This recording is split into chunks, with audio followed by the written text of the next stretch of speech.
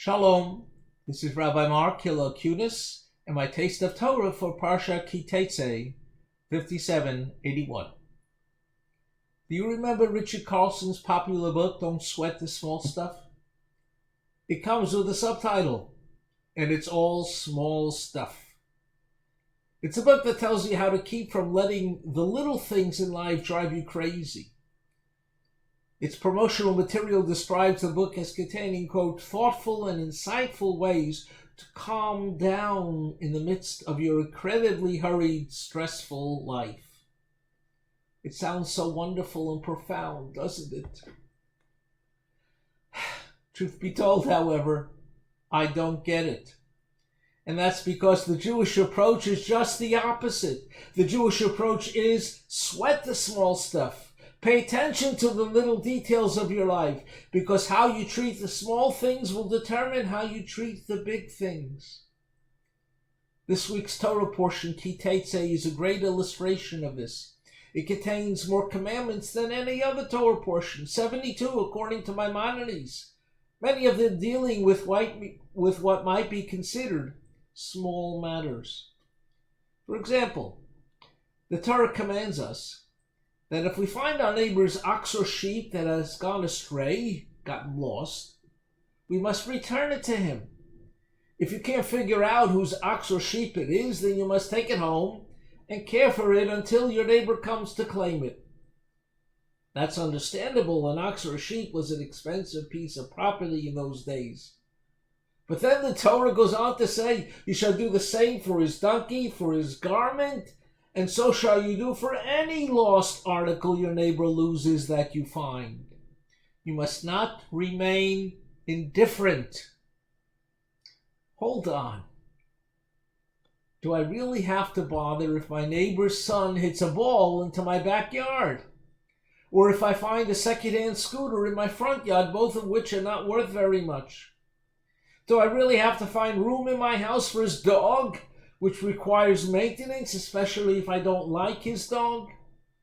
Do I really have to worry about driving to his house and dropping off an old book with his name in it that I found, when the effort of doing so will cost me more than the book is worth? To which the Torah answers, yes, you do. It's not for you to decide what is a small thing and what is valuable to your neighbor. To you, it may just be a dog or a book. To him, these things may have enormous value. Let me close with a story that harks back to those really ancient days of address books and telephone booths. Remember them? A religious Jew in New York City once found an address book in a telephone booth. He asked those nearby if they had lost it without response. Under M, he looked up in the book and he found a listing for Mama. It was a 305 area code, which means that Mama probably lived in the Miami area, so he called the number. He asked the woman who answered if she had a daughter living in New York, and if so, could he please have her name and address. He explained that she had evidently lost an address book and he wanted to return it to her. The woman asked him why he would go to the bother of calling long distance, remember those days? Just to return an address book. He explained to her that this was a mitzvah in the Torah, and that's why he was doing it. Really, she said, tell me more about this mitzvah thing. So he patiently explained it to her. He could sense that she was really listening very intently. When he finished, he could hear her sobbing. He asked her what was wrong, and she told him that 3 or 4 years ago, her daughter, who lives in New York, had become observant, keeping Shabbos and being kosher. The parents were secular Jews who believed that religion was outdated nonsense, so they took it as a personal affront. One word led to another, and she threw her daughter out of the house and told her never to come back. For the first time in her life, the mother began to understand.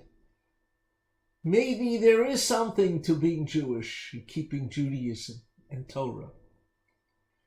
You see, Torah is a character training device so powerful that it educates a person to make an extra effort in order to return something that doesn't belong to him or her.